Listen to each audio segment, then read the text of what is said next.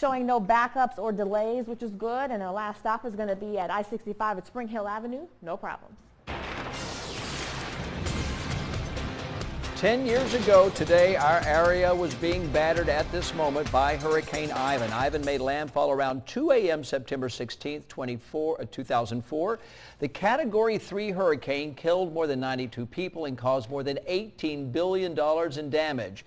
And this morning, Dr. Keith Blackwell of USA's Coastal Weather Research Center is joining us live to talk about Ivan on this 10th anniversary. USA Coastal Research Center not only teaches, it researches, and it serves clients who need your information, right? That's correct. Okay, now let's go back 10 years and talk about where you were, because I figured you were hunkered down at USA. That is not the case. No, I was actually at my house about 3 miles south of Silver Hill in Baldwin County. That was one of the worst places to be. It was bad.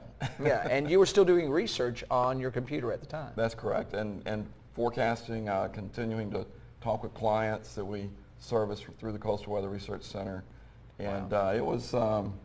It was quite exciting. Now let's talk about why this storm was so exciting, as you said, because it was very deadly, very damaging, and it got its start in a very unusual place. Yes, it did. Well, it came from the coast of Africa as a strong tropical wave, but it developed, but it was kind of unusual because it actually reached its peak, or it reached a very significant strength while it was still fairly close to the equator, which is unusual because storms cannot continue to circulate on the equator. They lose their circulation if they move too close. But this one did. This one did. This one actually reached, I believe, it's Category 2 strength while it was within 10 degrees of the equator, 10 degrees latitude. And it got up to 5 a couple of times, but came ashore as a 3, right? That's correct. It actually reached Category 5 3 separate times during its life cycle. We're looking at video right now from Pensacola Beach, and this is the pier. I was there for that. There's some huge waves. I've never seen waves that big coming ashore. This was preceding Hurricane Ivan's arrival. Yes. What was it pushing in front of it? What was the danger here? Because this was one of those classic storms where it was pushing the water ahead, and it made a beeline right toward Gulf shores.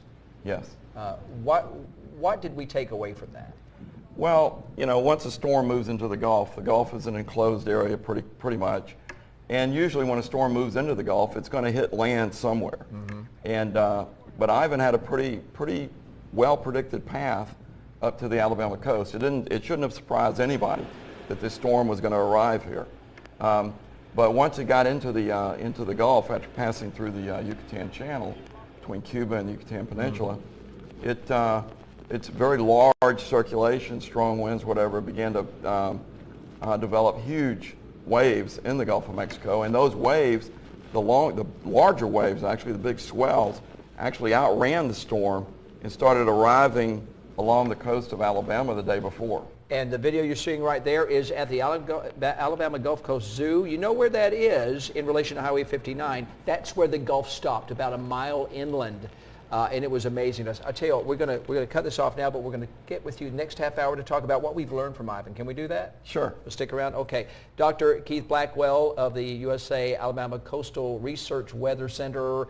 I probably got that wrong, but you get the idea. We'll be back in just a minute with Darwin. Thank you. Mobile County spends $500,000 a year on this health clinic, but only a few